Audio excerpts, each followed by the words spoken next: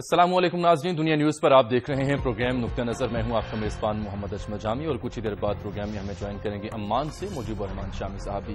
سب سے پہلے بات کر لیتے ہیں آج اس پروگرام میں جن اہم موضوعات پر ہم نقطہ نظر آپ کی خدمت میں پیش کریں گے ان کا حوالہ آپ پیش کرتے ہیں آپ کی خدمت میں۔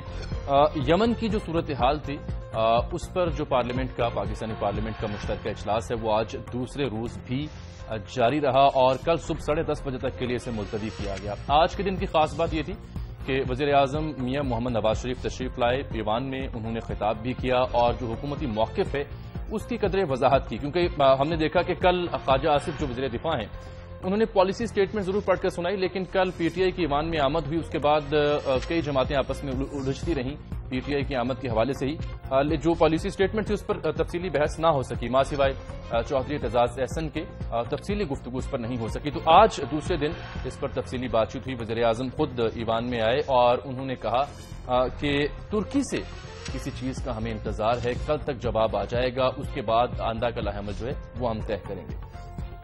اس کے علاوہ انہوں نے جو حکومتی نقطہ نظر تھا اس کی بھی وضاحت کرتے ہوئے یہ کہا کہ پارلیمنٹ نے ہمیں رہنمائی دینی ہے، ہم یہاں پر مینڈیٹ کی تلاش میں ہرگز نہیں آئے بلکہ پارلیمنٹ سے رہنمائی لینے آئے ہیں۔ پارلیمنٹ کا جو بھی فیصلہ ہوگا یمن کی صورتحال کے حوالے سے اسے ہم منوً قبول کریں گے۔ جب ہم یہ بات کرتے ہیں تو اس سے پہلے ہم یہ بھی دیکھتے ہیں کہ کل عشائیہ تھا ایک شری لنکن جو پریزیڈنٹ ہیں شری سنہا، ان کے اعزاز میں وہاں پر chief of army staff general Raheel Sharif کی کچھ صحافیوں سے گفتگو ہوئی۔ اس گفتگو میں جنرل راحیل شریف صاحب نے یہ کہا کہ یمن کی جو صورتحال ہے یا سعودیہ کی جو ڈیمانڈز ہیں اس پر ہم وہی کریں گے جو پارلیمنٹ فیصلہ کرے گی، یعنی انہوں نے توثیق کی کہ پارلیمنٹ جو فیصلہ کرے گی ہم اس کے مطابق عمل درآمد کو یقینی بنائیں گے۔ اس کے علاوہ آج ہم نے دیکھا کہ خواجہ آصف صاحب ایک بار پھر سے گویا ہوئے، غلام احمد بلوچ صاحب عوامی نیشنل پارٹی کے، انہوں نے بھی اپنی پارٹی کا نقطہ نظر پیش کیا۔ مشاہد حسین سید صاحب مسلم لیگ ق کے، انہوں نے بھی گفتگو کی۔ اس کے علاوہ جماعت اسلامی کے امیر سراج الحق صاحب نے یہ کہا کہ وزیر اعظم کو یہ چاہیے کہ سعودیہ میں اور یمن کی جو لڑائی ہے اس کو ٹھنڈا کرنے کی کوشش کی جائے۔ تو یہ آج کا سب سے اہم ہمارا موضوع رہے گا اس پروگرام کا۔ اس پر مجیب الرحمان شامی صاحب کا نقطہ نظر جانیں گے اور مختلف رہنماؤں کی جو سٹیٹمنٹس ہیں ان کا بھی تنقیدی جائزہ ہم اس پروگرام میں لینے کی کوشش کریں گے۔ اس کے علاوہ جب ہم یمن کی بات کرتے ہیں تو یمن میں جو محصور ہیں پاکستانی شہری ان کی واپسی کا عمل تو جاری ہے۔ آج بھی ایک شپ آیا ہے بحری بیڑا جس میں 182 مجموعی طور پر شہری جو ہیں وطن واپس پہنچے، جس میں 146 پاکستانی ہیں، 36 غیر ملکی ہیں۔ ایک طرف تو ایویکویشن کا عمل جاری ہے، لیکن دوسری طرف آپ کو یاد ہوگا پچھلے ہفتے ہم نے ایک سٹوری بریک کی تھی یمن میں محصور ایک پاکستانی احسن تحسین کی۔ ان کے جو بھائی ہیں ان سے بھی ہماری گفتگو ہوتی رہی، ہمارے نیوز بلیٹنز میں بھی ان کا تفصیلی ذکر ہوتا رہا، لیکن کیا وجہ ہے کہ ایک طرف تو پاکستانی جو حکام ہیں وہ تمام تر پاکستانیوں کو وہاں سے ایویکویٹ کر رہے ہیں، لیکن احسن تحسین کی نہیں سنی جا رہی۔ احسن تحسین کے اہل خانہ کا الزام یہ ہے کہ ان کے بھائی کو پاکستانی سفیر نے ذاتی رنجش کی بنا پر ان کا پاسپورٹ وہاں پر ضبط کر رکھا ہے، پاسپورٹ ان کے پاس نہیں ہے، ان کو مقامی پولیس اسٹیشن کی تحویل میں دیا گیا ہے، پولیس چاہتی ہے کہ یہ جائیں لیکن ان کے پاس پاسپورٹ نہیں ہے۔ تو پاکستانی جو حکام ہیں بالخصوص دفتر خارجہ کے، انہیں توجہ اس جانب دینی چاہیے تاکہ اس شخص کو بھی باحفاظت پاکستان واپس لے آیا جائے۔ پروگرام کے اگلے حصے میں چل کر ہم پھر بات کریں گے NA 246 کی بھی، جہاں پر ضمنی انتخاب کی مہم زوروں پر ہے اور اتنے بیانات مختلف فریقین کی جانب سے سننے کو ہمیں مل رہے ہیں، بالخصوص پاکستان تحریک انصاف اور متحدہ اقوام موومنٹ۔ اس کا بھی ہم آج تنقیدی جائزہ آپ کی خدمت میں پروگرام میں پیش کریں گے، لیکن ہم ذکر کر رہے تھے پارلیمنٹ کے اجلاس کا جو مشترکہ اجلاس ہے۔ اس میں وزیر اعظم میاں محمد نواز شریف نے آج کیا کہا، سب سے پہلے وہ دیکھیے۔ ہم بالکل مینڈیٹ کی تلاش میں نہیں ہیں، ہم بیٹھے ہیں آپ سے صلاح مشورہ کے لیے، بلکہ ہم یہ چاہ رہے ہیں کہ یہ معزز ایوان ہماری رہنمائی کرے کہ ہم اس سلسلے میں کون سی پالیسی اپنائیں، کیا پالیسی اپنائیں، کیا ہمارا فیصلہ ہونا چاہیے۔ یقین مانیں کوئی ہم یہاں یعنی کہ کوئی ہیرا پھیری سے کوئی مینڈیٹ لینے کے لیے اس ایوان میں نہیں آئے، نہ ہم نے جوائنٹ سیشن جو بلایا ہے۔ ہمارے دوستوں کو جو چیزیں درکار ہیں اس کا ذکر خواجہ آصف صاحب کر چکے ہیں، ایک مرتبہ نہیں بلکہ شاید 2 مرتبہ اس پہ بات گفتگو کر چکے ہیں وہ، تو اس کا بھی آپ کائنڈلی بتائیے، ذہن میں رکھیے ہم کہ اس سلسلے میں ہم کیا کریں کیا نہ کریں۔ اعتزاز احسن صاحب بھی بتائیں، لیڈر دی اپوزیشن بھی بتائیں، باقی بھی لیڈرز بتائیں کہ کیا کرنا چاہیے، اس پہ کیا پاکستان کو جو ہے وہ سٹینڈ لینا چاہیے۔ میرا خیال ہے کہ جتنی وضاحت خواجہ صاحب نے کر دی ہے اس سے زیادہ وضاحت مناسب نہیں تھی۔ ترکی سے ہمیں کسی چیز کا انتظار ہے جو غالباً کل تک ہمیں کچھ معلوم ہو سکے۔ ایوان کو اعتماد میں لینا جمہوریت کا حسن ہے، لیکن کچھ سوالات بھی جنم لیتے ہیں۔ آخر ترکی سے کیا اشارہ ملنا ہے جس کے بعد پاکستان اپنا واضح لاہ عمل اختیار کرے گا؟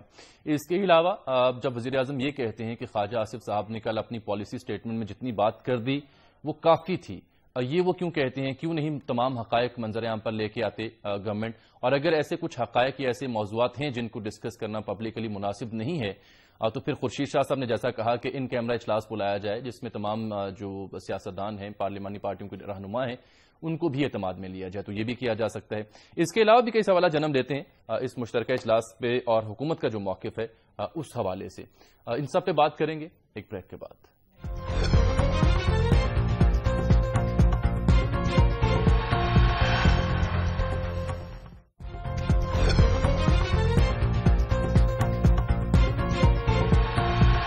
ویلکم بیک ناظرین، اور ہمیں جوائن کر چکے ہیں عمان سے مجیب الرحمان شامی صاحب۔ السلام علیکم شامی صاحب۔ وعلیکم السلام جی۔ سر، میں نے ذکر کیا وزیر اعظم نواز شریف صاحب کی آج کی جو سپیچ تھی ایوان میں، اور وہ یہ کہتے ہیں کہ ہم پارلیمنٹ سے مینڈیٹ لینے نہیں آئے بلکہ رہنمائی لینے آئے ہیں، جو بھی پارلیمنٹ فیصلہ کرے گی منوان ہمیں قبول ہوگا۔ اور دوسرا انہوں نے کہا کہ ترکی سے کسی چیز کا انتظار ہے، کل تک جواب آ جائے گا۔ ترکی سے کیا امید ہے پاکستان کو اس تناظر میں؟ دیکھیں، ترکی کے صدر جو ہے طیب اردوان جی، وہ تہران جانے والے تھے، اور میرا خیال ہے کہ آج وہ تہران گئے ہوں گے، اور وہاں ایرانی قیادت سے ان کی بات چیت ہونی ہے۔ ٹھیک۔ طیب اردوان نے سعودی عرب کے حق میں ایک واضح موقف اختیار کیا ہے، ٹھیک، اور ایران سے پبلکلی یہ مطالبہ کیا ہے کہ وہ خطے میں اپنی بالادستی قائم کرنے کا ارادہ چھوڑ دے۔ اگرچہ کہ ترکی کے اور ایران کے اچھے تعلقات رہے ہیں، اور اب بھی ان کے ترکی کو ایران گیس فراہم کرتا ہے، اور ان کے درمیان یہ کوئی ٹینشن نہیں ہے یا کوئی تنازع نہیں ہے، لیکن اس کے باوجود طیب اردوان نے ایک بڑی دو ٹوک اور کھلی بات کی ہے، اور اس کے بعد وہ روانہ ہونے والے تھے تہران۔ اب تہرانی قیادت سے جو ان کی بات چیت ہے اس سے معلوم ہوگا کہ صورتحال کس رخ پر آگے بڑھے گی۔ وزیر اعظم نے جب یہ بات کہی کہ ترکی سے ہمیں کسی اشارے کا یا پیغام کا انتظار ہے، تو شاید ان کے ذہن میں یہی ہوگا کہ ایرانی قیادت سے ترک قیادت کا رابطہ جو ہے اس کے نتیجے میں کیا صورت واضح ہوتی ہے، اور کوئی لاہ عمل جو ہے اس پر اگر کوئی اتفاق ہوتا ہے تو پھر اس راستے میں بڑھا جا سکے گا۔ یہ بات ہمیں یاد رکھنی چاہیے کہ ایران جو ہے وہ کوئی فریق نہیں ہے یمن کی لڑائی میں۔ بالکل صحیح۔ یعنی ایران نے یہ نہیں کہا کبھی کہ وہ حوثی جو باغی ہیں ان کو اسلحہ فراہم کر رہا ہے یا ان کو تربیت دے رہا ہے، لیکن یہ سعودی عرب کی طرف سے بھی اور بعض دوسرے حلقوں کی طرف سے بھی مسلسل یہ بات کہی جا رہی ہے کہ حوثی قبائل کی مدد کر رہا ہے، ان کی پشت پر ایران ہے، بلکہ یہاں تک بھی کہا گیا کہ ایرانی جو فوجی ہیں وہاں موجود بھی ہیں، ایک جرنیل کی موجودگی کے بارے میں بھی خبریں چھپی ہیں، تو وہاں تربیت بھی دی جا رہی ہے، یہ کہا جاتا ہے۔ پر ہمیں تو ایران سے بات کرتے ہوئے جو اس کا واضح موقف ہے اسی کو سامنے رکھنا ہوگا۔ تو اگر ایران اور ترکی کے درمیان کوئی مفاہمت ہوتی ہے تو اس میں پھر پاکستان بھی شریک ہو سکے گا اور معاملات کو سنبھالا جا سکے گا۔ ایرانی وزیر خارجہ جو ہیں وہ بھی پاکستان آ رہے ہیں۔ بالکل، مطلب یہ ہے کہ بات چیت کا دروازہ جو ہے وہ بند نہیں ہوا، اور جو حوثی باغی ہیں ان کے ذمہ دار جو ہیں وہ بھی یہ کہہ رہے ہیں کہ ہم بات چیت کے لیے تیار ہیں۔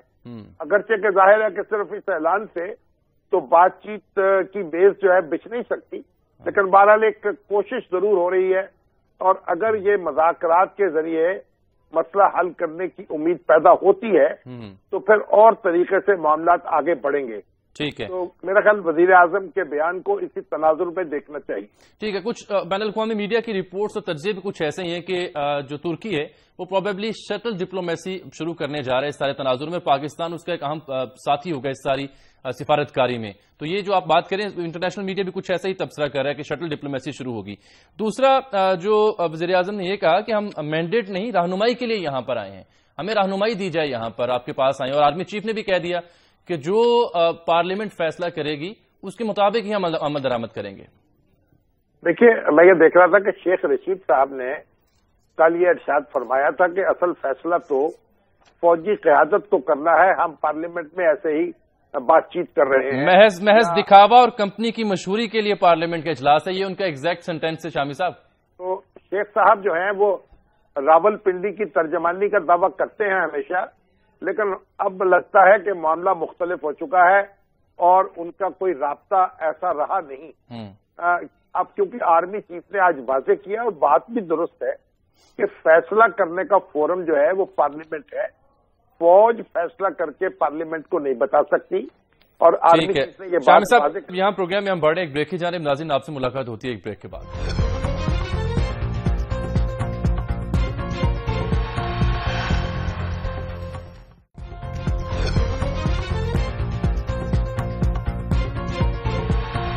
ویلکم بیک ناظرین.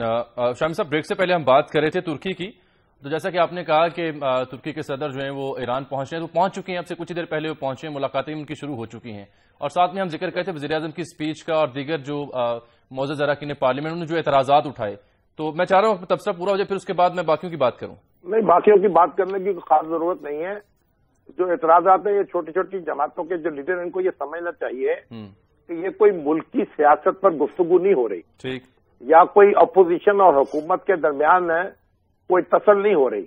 یہ آپ ایک خارجہ پالیسی کا معاملہ ہے اور آپ ایک دوست ملک کی درخواست پر یا خواہش پر گفتگو کر رہے ہیں. تو بڑی احتیاط سے ہمیں گفتگو کرنی چاہیے اور جو کچھ ہم کر سکتے ہیں یا نہیں کر سکتے ہیں وہ تو ایک طرف رہا، لیکن الفاظ کا چناؤ جو ہے اس میں بڑی احتیاط کی ضرورت ہے اور اس کو ایک ملکی سیاست کا ایک شعبہ نہیں سمجھنا چاہیے. تو اس وقت جو بھی صورتحال ہے سعودی عرب کی طرف سے جو جس خواہش کا اظہار کیا گیا ہے اس پر ظاہر ہے کہ آپ زیادہ تفصیل کے ساتھ بیان نہیں کر سکتے ہاؤس کے اندر، جیسے وزیر اعظم نے بھی کہا ہے. تو اس پہ ہم جائزہ لیں کہ ہم کیا کر سکتے ہیں کیا نہیں کر سکتے. اس میں زیادہ مین ریخ نکالنے کی ضرورت نہیں ہے. مشاہد حسین سید صاحب یہ کہتے ہیں کہ پاکستان چین سے کہے کہ وہ اقوام متحدہ کی سیکیورٹی کونسل میں سیز فائر کی قرارداد پیش کرے، اور وہ کہتے ہیں کہ یہ شیعہ سنی کانفلکٹ نہیں ہے یمن میں، یہ قبائل کی اقتدار کے حصول کے لیے جنگ ہے.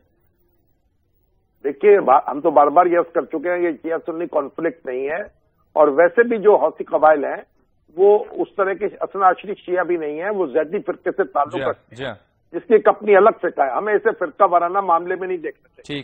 پھر ہمیں اسے ایران اور سعودی عرب کے تناظر میں بھی نہیں دیکھنا چاہیے. دیکھنا یہ چاہیے کہ جیسے وزیر اعظم نے بھی ایک بات کہی تھی ترکی میں کہ یہ ایک یمن کی قانونی حکومت تھی، اس کے خلاف بغاوت ہوئی ہے. تو یہ ایک بنیادی نقطہ ہے صورتحال کو سمجھنے کا. اور جو کاروائی اگر چین جو ہے اگر وہ کوئی کام کرنا چاہتا ہے یا روس نے کوئی قرارداد پیش کی بھی تھی لیکن کوئی جنگ بندی کی صورت پیدا نہیں ہو سکی. یہ جو باغی قبائل ہیں نا یہ تو اقوام متحدہ اب ان کو مسئلہ کیسے سمجھائے گی. ابھی آپ دیکھیں لیبیا کے اندر 2 حکومتیں بنی ہوئی ہیں اور دونوں حکومتیں ایک دوسرے سے برتنے پیکار ہیں. اور ایک حکومت کو یورپی یونین اور دوسری بین الاقوامی جو ادارے اور تنظیمیں ہیں وہ تسلیم کر رہی ہیں، دوسری حکومت کو بعض اور ملک جو ہیں وہ تسلیم کر رہے ہیں، اور کوئی اقوام متحدہ کوئی فعال رول ادا کرنے سے قاصر ہو رہی.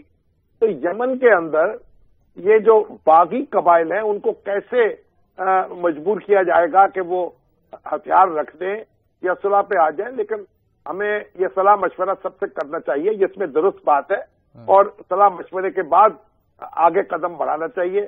اس میں دو رائے نہیں ہو سکتی. لیکن کوئی یہ چٹکی بجاتے ہوئے کوئی ایسا حل نہیں ہے جو ہم چین کو اپنی جیب سے نکال کر پیش کر دیں اور چین اپنی جیب سے نکال کے امریکہ کو پیش کر دیں.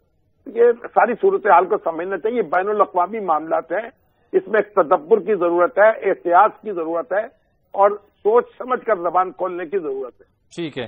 اور فرحت اللہ بابر صاحب یہ کہتے ہیں اس بارے میں کہ یہ حملہ جو ہے یہ تو سعودی عرب پر نہیں ہے، یہ تو یمن کا اپنے اندر خانہ جنگی ہے، وہاں حملہ ہوا ہے حوثیوں کی جانب سے. نہیں، یمن جو حوثی ہے حوثی تحریک جو ہے اس نے ایک مسلح جد و جہد کا آغاز کیا اور جو ان کے صدر ہادی تھے ان کو بھاگنے پہ مجبور ہونا پڑا ان کی پیش قدمی کی وجہ سے، اور اس کے تناظر میں سعودی عرب نے، اس کے اتحادیوں نے کارروائی کی۔ میں نے پہلے بھی ایک دفعہ ذکر کیا تھا اس پروگرام میں، جب یہ صورتحال جو تھی اس کا آغاز ہوا تھا، کہ یہ 80 کی دہائی میں مالدیپ میں ایسی صورت پیدا ہوئی تھی۔ بالکل بالکل، کہ مالدیپ میں ایک بغاوت ہوئی تھی اور مامون عبد القیوم جو وہاں کے صدر تھے اس کا، انہوں نے راجیو گاندھی سے مدد مانگی تھی، اور راجیو گاندھی انڈین فورسز نے وہاں مداخلت کر کے باغیوں کو کچلا تھا اور مامون عبد القیوم کی حکومت کو بحال کرایا تھا۔ اس وقت صدر جو تھے امریکہ کے شاید ریگن تھے یا مارگریٹ تھیچر جو وزیر اعظم تھی وہاں کی برطانیہ کی، میرا خیال ہے جہاں تک مجھے یاد پڑتا ہے، انہوں نے ایک ان کی پیٹھ تھپکی تھی اور انڈیا کا شکریہ ادا کیا تھا۔ تو اگر قانونی حکومت جو ہے وہ امداد کے لیے کسی اپنے ملک کو، دوست ملک کو بلاتی ہے اور باغیوں کی سرکوبی کرنا چاہتی ہے، تو پھر صورتحال مختلف ہوتی ہے۔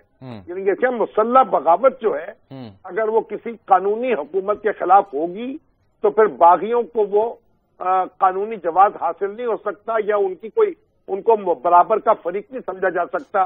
یہ بات نظر انداز نہیں کرنی چاہیے۔ باقی تو دیکھیے بین الاقوامی صورتحال میں مختلف ممالک جب بھی کوئی فیصلہ کرتے ہیں تو یہاں تو کوئی اپنے اپنے مفادات کے تابع کرتے ہیں، آپ کو فیصلہ کرنا پڑتا ہے جو ممالک ہیں جو زیر بحث ہوتے ہیں ان سے آپ کے دوستانہ تعلقات کیسے ہیں۔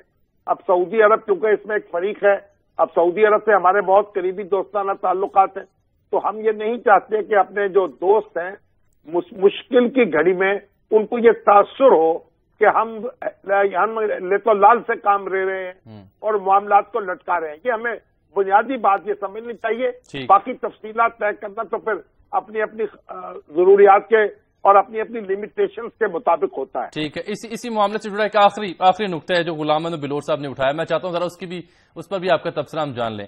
وہ یہ کہتے ہیں کہ اگر اس جنگ میں ہم پڑے تو آگ پاکستان میں بھی آ سکتی ہے۔ دیکھیں نا، وہی بات کہہ رہے ہیں نا، مصیبت تو یہ تھی کہ غلام محمد بلور صاحب جب سوویت فوجیں داخل ہوئیں افغانستان میں اور انہوں نے وہاں کے جو حکمران ہیں ان کو اس کو تحقیق کر کے اپنی ایک کٹ پتلی ببرک کرمل کو وہاں اس کی جگہ بٹھا دیا، تو اس وقت جو ہمارے غلام محمد بلور صاحب اور ان کے جو مرحوم رہنما ہیں عبد الولی خان صاحب، وہ سارے سوویت فوجوں کے ساتھ تھے اور اس پہ شادیانے بجا رہے تھے، اور اب یہ بات جو ہے دوسری کر رہے ہیں۔ بات یہ ہے کہ فرقہ وارانہ مسئلہ نہیں ہے، ان کا مطلب یہ ہے کہ یہاں شیعہ سنی کانفلکٹ پاکستان میں پیدا نہ ہو جائے۔ بھئی شیعہ سنی کانفلکٹ پیدا نہیں ہونا چاہیے، اور ہمارے ہاں کوئی فرقہ واریت کی کوئی گنجائش نہیں ہے، نہ پاکستان کوئی فرقہ وارانہ ملک ہے۔ پاکستان تو دیکھیے سارے لوگ یہاں باہمی ایک احترام کے ساتھ رہ رہے ہیں، پاکستان بھی سب نے مل کے بنایا تھا اور اس کے مل کر اس کا تحفظ کرتے ہیں۔ بالکل ٹھیک ہے، یہاں کوئی دہشت گردی فرقہ وارانہ ہو سکتی ہے لیکن کوئی فرقہ وارانہ جھگڑا نہیں ہے۔ پھر دوسری بات یہ بھی ہے کہ اس کو وہاں کوئی شیعہ سنی فریق نہیں ہے یمن میں، یہ بات بھی سمجھنی چاہیے۔ ٹھیک ہے شامی صاحب، اب بات کرتے ہیں جو پی ٹی آئی کی اسمبلی میں واپسی ہوئی اس کے حوالے سے آج بھی تبصرے ہوتے رہے۔ مولانا کہتے ہیں کہ یہ عمران خان صاحب جو رکن نہیں بلکہ مجرم ہے پارلیمنٹ کے۔ اس کے علاوہ کل ہم نے ذکر کیا تھا ظفر علی شاہ صاحب کا، جنہوں نے کل ایک درخواست دی تھی، استدعا کی تھی اسلام آباد ہائی کورٹ کے روبرو کہ پی ٹی آئی کے جو اراکین ہیں ان کے استعفے اسپیکر صاحب منظور کریں، یہ آپ حکم کریں، یعنی اسلام آباد ہائی کورٹ کو کہا جا رہا تھا۔ 3 ان کی یہ بنیادی طور پر نکتے تھے کہ ایک تو الیکشن کمیشن کو حکم کیا جائے، دوسرا اراکین اسمبلی جو ہے پی ٹی آئی کے ان کی مراد روکی جائیں۔ تو آج رجسٹرار نے انہیں یہ کہا کہ جناب یہ جو آپ کے نکتے ہیں ان پر ہم یہ آبجیکشنز لگتی ہیں کہ یہ ہمارے دائرہ کار میں نہیں بلکہ الیکشن کمیشن میں رجوع کریں یا پھر آپ سیکریٹریٹ میں رجوع کریں اسمبلی کے۔ تو یہ اعتراض لگا کے ان کی درخواستیں واپس کر دی گئی ہیں۔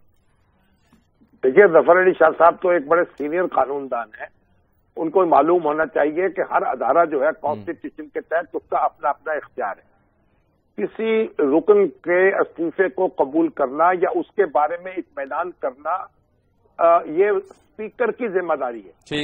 اسپیکر کی ذمہ داری ہے کہ وہ دیکھے کہ کوئی رکن جو ہے وہ کسی دباؤ کے بغیر اس نے استعفیٰ دیا ہے، آزادانہ رائے سے استعفیٰ دیا ہے، اس پر تیقن کرنا اس کی ذمہ داری ہے۔ اور اس نے یہ ذمہ داری ادا کرنے کی کوشش کی اور اس کے نتیجے میں انہوں نے یہ رائے قائم کی کہ یہ استعفے منظور نہیں کیے جا سکتے کیونکہ ان کی توثیق اور تصدیق نہیں ہو سکتی. ٹھیک ہے. تو اسپیکر نے تو ان ارکان کو اجازت دے دی ہاؤس میں آنے کی. اب شاہ صاحب تو اسپیکر کے پاس جائیں یا الیکشن کمیشن کے پاس جائیں. بالکل ٹھیک. اس بنیاد ہمارے ہاں درخواستیں خبر بنانے کے لیے بھی دی جاتی ہیں. ٹھیک. اور عدالتوں کو الجھانے کے لیے بھی دی جاتی ہیں. تو ہمیں عدالتوں یہ بڑی اچھی بات ہے کہ رجسٹرار نے کوئی اعتراض لگا کر درخواست واپس کی ہے، وگرنہ ہماری عدالتیں بھی ایسی ہیں کہ ہر درخواست جو ہے، ہر طرح کی درخواست اس کی سماعت شروع ہو جاتی ہے، انٹرٹین کر لیتی ہے، عدالت کا وقت بھی ضائع ہوتا ہے اور وسائل بھی ضائع ہوتے ہیں. ٹھیک ہے شامی صاحب، یہاں پروگرام میں ہمیں بڑھنا ہے، بریک کی جانب کو یہاں رکنا پڑے گا مجھے.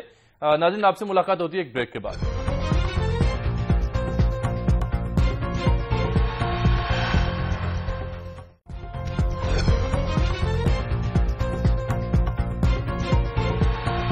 ویلکم بیک ناظرین، اور آپ بات کرتے ہیں NA-246 کراچی کے ضمنی انتخاب کی. آج پہلے پاکستان تحریک انصاف کے رہنماؤں نے پریس کانفرنس کی جس میں بالخصوص فیصل واڈا نے متحدہ قومی موومنٹ اور ان کے دیگر رہنماؤں پر الزامات کی بوچھاڑ کی. انہوں نے کہا کہ الطاف حسین صاحب اور ان کی سینئر قیادت مفرور ہے، ان کو ریڈ وارنٹ جاری کیے جائیں، ان کی جائیداد بالخصوص 90 کو سیل کیا جائے. شامی صاحب اس کے بعد ہمارے پروگرام کے دوران یہ آپ نے بھی سنا، حیدرآباد رضوی صاحب بھی سامنے آئے، انہوں نے بھی یہاں پر جواب دیا ان کے الزامات کا.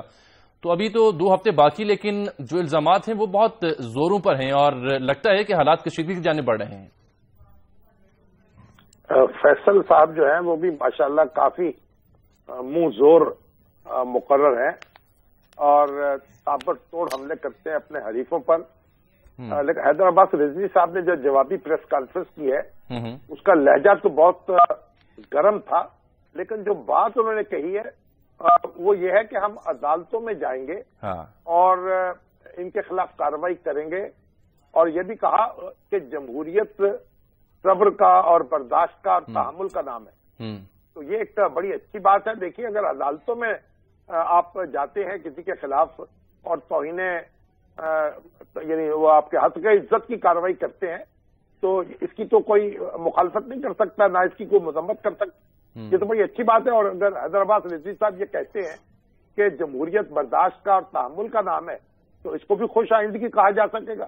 کیونکہ MQM سے اس کے حریفوں کو ہمیشہ یہ شکایت رہی ہے کہ MQM میں مخالفت کو برداشت کرنے کا جذبہ کم پایا جاتا ہے. اب اگر اس کمپیننگ کے نتیجے میں اور یہ جو ایک تو اوپن ہوئی ہیں بہت ساری چیزیں، اس کے نتیجے میں اگر MQM کے اندر ذرا برداشت پیدا ہو جائے اور اپنے مخالفوں کو بھی وہ تلقین کرے تو یہ ایک اچھی پیش رفت ہے. اس کی داد دینی چاہیے اس کی، اور اس کی توقع رکھنی چاہیے کہ اسی طرح سیاسی جماعتیں آگے بڑھیں گی اور تشدد کی کوئی صورت پیدا نہیں ہونے دیں گی، اس کو روکیں گی. ٹھیک ہے، ایک تو الفاظ کا تشدد بھی رکنا چاہیے اور ہاتھ کا تشدد بھی رکنا چاہیے. دونوں میں کوئی بھلائی نہیں ہے. ابھی جو سندھ کے چیف الیکشن کمشنر ہیں انہوں نے الیکشن کمیشن آف پاکستان کو خط لکھا کہ جو ضمنی انتخاب کا دن ہے 23 اپریل، اس روز خدشہ ہے کہ حالات شاید خراب ہو جائیں، لہٰذا فوج یا رینجز تعینات کی جائے. تو یہ کس قدر اہم ڈیولپمنٹ ہے؟ فوج یا رینجز کی تعیناتی ہونی چاہیے یا نہیں؟ دیکھیے تو الیکشن کمیشن جو ہے اگر اس نتیجے پہ پہنچتا ہے تو بالکل ہونی چاہیے. اگر فوج کو تعینات کرنا چاہیے تو فوج کو کرنا چاہیے، اگر رینجر سے کام چل جائے تو رینجر کو کرنا چاہیے. اس میں تو کوئی دیکھیے یہ الیکشن کمیشن کو فیصلہ کرنا ہے یا پھر جو انتظامیہ ہے اس کو اپنا ریکمینڈ کرنا ہے کہ بھائی کس طریقے سے ہونا چاہیے. امن و امان کو برقرار رکھنا اور تصادم کو روکنا اور لوگوں کو آزادانہ ماحول میں اپنے ووٹ کو کاسٹ کرنے کا حق دینا، یہ تو بالکل ایک بنیادی باتیں ہیں کسی بھی جمہوری عمل کے لیے. ٹھیک ہے شام صاحب، پروگرام کا وقت ختم ہو رہا ہے. ہم نے احسن تحسین کا بھی ذکر کرنا ہے لیکن وہ ہم کل کے پروگرام میں تفصیل سے ذکر کریں گے. آج ہم چاہ رہے ہیں کہ سینئر صحافی لاہور کے معروف نام صحافت کے اسد ساہی صاحب ان کا ذکر کر لیں. بڑا انفارچونیٹ انسیڈنٹ ہوا، وہ رخصت ہو گئے، ہارٹ اٹیک انہیں ہوا پرسوں اور وہ جہاں پر نہ ہو سکے. بہت ہی سینئر صحافی تھے، ڈسکس ان کا تعلق تھا، مختلف روزناموں میں انہوں نے کام کیا. میرے بھی وہ کولیگ رہے جب میں ایکسپریس نیوز میں اس سے پہلے تھا. بہت ہی ہسمکھ اور بہت ہی ایک دل کو موہ لینے والی شخصیت تھے اور وہ چل بسے ہیں. سٹی 42 کے وہ چیف رپورٹر تھے اور ابھی مسقط آنے سے ایک دن پہلے ایک تقریب منعقد ہوئی تھی. وہ گوتم جو انسٹیٹیوٹ ہے نا اس کے اندر اس کے जो सरबराह शफीक साहब और जो हमारे शाहिद कादर साहब हैं, उन्होंने एक तकरीब मुनक्किद की थी कि 23 मार्च को जो जुलूस निकाला गया था सिटी 42 के ज़ेरे एहतमाम लाहौर में, और जिसमें शाही साहब ने उनके रफ़का ने बहुत सरगर्म किरदार अदा किया था, तो इनको एजाज़ात दिए जाए, इनकी खिदमात का एतराफ़ किया जाए। तो डॉक्टर हैदर साहब जो हैं उनको भी, यानी पुलिस अफसरान को भी कुछ एजाज़ात दिए गए, अहमद शाही साहब और उनके रफ़का को भी दिए गए, और मैंने अपने हाथ से वो एजाज़ उनको दिया।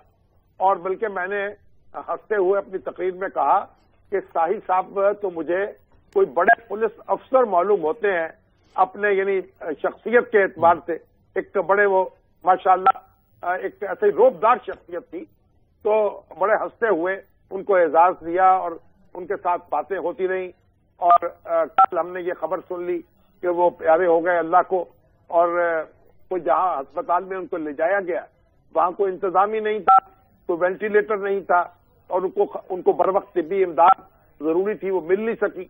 अब देखें, एक तो बहरहाल एक सदमा है उनके रुखसत होने का, उनके बच्चे जो हैं, उनकी बेवा जो है, उनसे ताजियत करते हैं हम, और अल्लाह ताला उनकी मग़फ़िरत करे। और मेरा ख्याल है वो उन अखबार नवीसों में थे जिनके अहले खाना को और जिनके पसमानदगान को बड़े यानी मुआवनत की जरूरत होती है उनके रुखसत होने के बाद। तो इस तरफ हुकूमत को भी तवज्जो करनी चाहिए, और सिटी 42 को भी इंतजामिया जो वो भी करेगी इंशाअल्लाह।